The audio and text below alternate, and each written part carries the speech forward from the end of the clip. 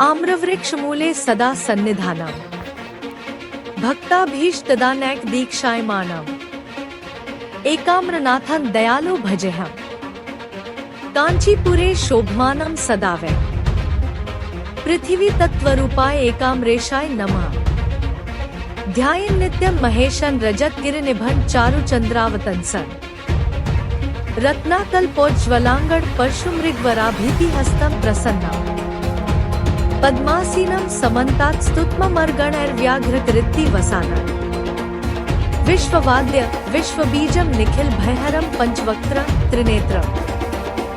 आज हम आपको ले चलेंगे दक्षिण भारत के एक ऐसे दिव्य मंदिर में जहां भगवान शिव पृथ्वी तत्व के रूप में विराजमान है।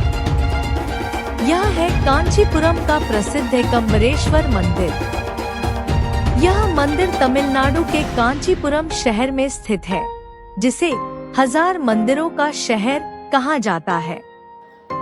एकम्बरेश्वर मंदिर भगवान शिव के पंचभूत स्थलों में से एक है, जहां शिव जी पृथ्वी लिंग के रूप में पूजे जाते हैं। कहा जाता है कि माता पार्वती ने इसी स्थान पर मिट्टी से शिवलिंग बनाकर कठोर तपस्या की थी। जब शिव जी ने उनकी परीक्षा लेने के लिए कावेरी नदी में बाढ़ ला दी, तब माता पार्वती ने शिवलिंग को अपनी बाहों में समेट लिया। उनकी भक्ति से प्रसन्न होकर भगवान शिव ने उन्हें दर्शन दिए और यही निवास किया। एकम्बरेश्वर मंदिर कांची एकम्बरनाथर तिरुकोविल भारत के तमिलनाडु राज्य के कांचीपुरम शहर में स्थित भगवान शिव को समर्पित एक हिंदू मंदिर है। यह शैव धर्म के हिंदू संप्रदाय के लिए महत्वपूर्ण है, क्योंकि यह पंचभूता स्थलों और विशेष रूप से पृथ्वी तत्व से संबंधित मंदिरों में से एक है। शिव की पूजा एकम्बरेश्वर या एकम्बरनाथर या राजलिंगेश्वरम के रूप में की जाती है और उन्हें पृथ्वी लिंगम के रूप में दर्शाया जाता है। उनकी पत्नी पार्वती को एलावर कुचली के रूप में चित्रित किया गया है। इस ग्रंथ के प्रमुख देवता की पूजा 7वीं शताब्दी के तमिल शैव धर्म ग्रंथ तेवर में की जाती है, जिसे नयनार के नाम से जाने जाने वाले तमिल संत कवियों द्वारा लिखा गया था और इसे पाडल पेट्रा स्थलम के रूप में वर्गीकृत किया गया है।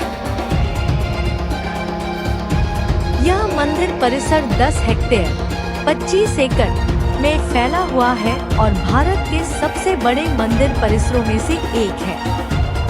इसमें 4 प्रवेश द्वार हैं, जिन्हें गोपुरम के नाम से जाना जाता है।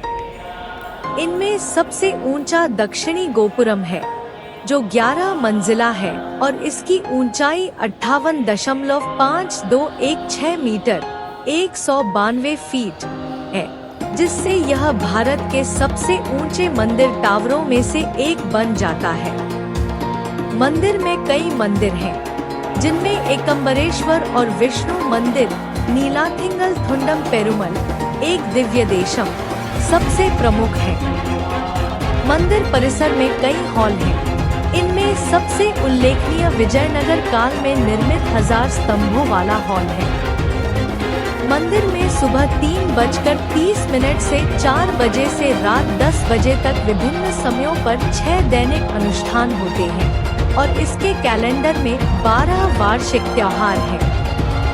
तमिल महीने पंगुनी मार्च से अप्रैल के दौरान 13 दिनों तक मनाया जाने वाला पंगुनी उथिरम उत्सव मंदिर और शहर का सबसे प्रमुख त्योहार है।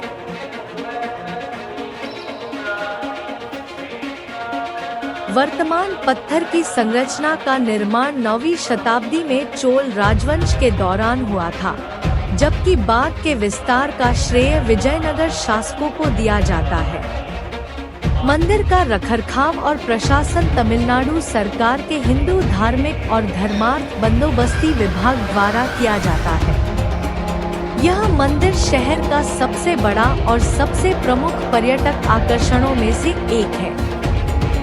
पौराणिक कथाओं के अनुसार एक बार शिव की पत्नी पार्वती वेगावती नदी के किनारे एक आम के वृक्ष के नीचे तपस्या करके अपने पापों का प्रायश्चित करना चाहती थी। उनकी भक्ति की परीक्षा लेने के लिए शिव ने उन पर अग्नि भेजी। पार्वती ने भगवान विष्णु से प्रार्थना की। विष्णु चंद्रमा को लाए, जिसकी किरणों ने वृक्ष और पार्वती को शीतल कर दिया। शिव ने पार्वती की तपस्या भंग करने के लिए फिर से गंगा नदी भेजी। पार्वती ने गंगा को समझाया कि वे बहनें हैं, इसलिए उन्हें पार्वती को हानि नहीं पहुंचानी चाहिए। पार्वती ने शिव को प्रसन्न करने के लिए रेत से बने शिवलिंग की पूजा की। अंततः शिव उनके सामने एकम्बरेश्वर या आम के वृक्ष के स्वामी के रूप में प्रकट हुए। एक अन्य कथा के अनुसार पार्वती ने एक आम के वृक्ष के नीचे पृथ्वी लिंगम या रेत से बने लिंगम के रूप में शिव की पूजा की। कथा के अनुसार वेगावती नदी में बाढ़ आ गई, जिससे शिवलिंगम के डूबने का खतरा पैदा हो गया। पार्वती ने कामाक्षी के रूप में लिंगम को आलिंगन किया। इस भाव से प्रभावित होकर शिव स्वयं प्रकट हुए और उनसे विवाह किया। इस संदर्भ में उन्हें तमिल में तजुवा कुझेंधार, वह जो उनके आलिंगन में विलीन हो गया, कहा जाता है। तिरुकुरी पुथोंडा नयनार, एक नयनार संत मंदिर के पास एक धोबी थे और वे सभी शैवों के कपड़े धोते थे। शिव ने एक वृद्ध ब्राह्मण का रूप धारण करके उन्हें भोर से पहले कपड़े धोने के लिए कहा। उसी समय शिव ने एक बादल भरी शाम बना दी। शाम होते देख धोबी ने निराशा में अपना सिर एक पत्थर पर पटक दिया। भगवान अपने वास्तविक रूप में प्रकट हुए और अपने भक्त पर कृपा की। यह विशाल मंदिर भारत के सबसे प्राचीन मंदिरों में से एक है, जो कम से कम 600 ईस्वी से अस्तित्व में है।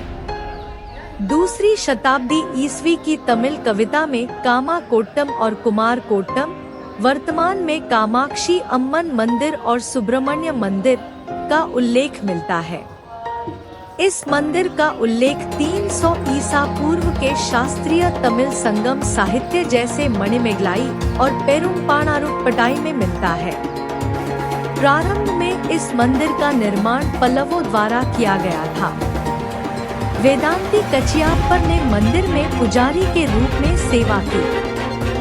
उस समय की संरचना को बाद के चोल राजाओं द्वारा ध्वस्त कर पुनर्निर्मित किया गया था। 10वीं शताब्दी के संत आदि शंकराचार्य ने स्थानीय शासकों की सहायता से कामाक्षी अम्मन मंदिर और वरदराज पेरुमल मंदिर के साथ साथ इस मंदिर के विस्तार के साथ कांचीपुरम का पुनर्निर्माण करवाया। सन 1532 ईस्वी 1919 का अभिलेख 544 के शिलालेख अच्युतराया द्वारा कई गांवों के दान का संकेत देते हैं। अच्युतराया के निर्देश पर चलने वाले वीर नरसिंगारे सालुवा नायक ने शाही आदेश का उल्लंघन करते हुए वरदराज स्वामी मंदिर की तुलना में एकम्बरनाथर मंदिर को अधिक भूमि दान कर दी, जबकि निर्देश था कि दोनों मंदिरों को बराबर भूमि दान की जाए। यह सुनकर अच्युतराया ने दोनों मंदिरों में भूमि बराबर बांट दी। कृष्णदेवराय 1509 से 29 द्वारा निर्मित 11 मंजिला दक्षिणी गोपुरम 57 मीटर 187 फीट ऊंचा है और देश के सबसे ऊंचे गोपुरमों में से एक है। 15वीं शताब्दी के दौरान विजयनगर के राजाओं ने भी मंदिर के निर्माण में बहुत योगदान दिया और बाद में वल्लल पचियप्पा मुदलियार द्वारा इसका विकास किया गया।